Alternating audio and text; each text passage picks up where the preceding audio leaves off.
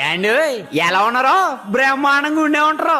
ఓ మంచి కవరేట్గా వచ్చానండి. ఓ పాల్మి సోబీట్ అడిగారంటే ఆ కవరేట్ చెప్పేస్తానండి. మరి మన భీమవరం నియోజకవర్గం వీరవాసరం మండలం నౌడూరు గ్రామంలో మన భాగ్యనగర్ లేఅవుట్ లేదు, అక్కడ సంక్రాంతి తిరణాల్లో అంగరంగ వైభవంగా జరగబోతున్నాయండి.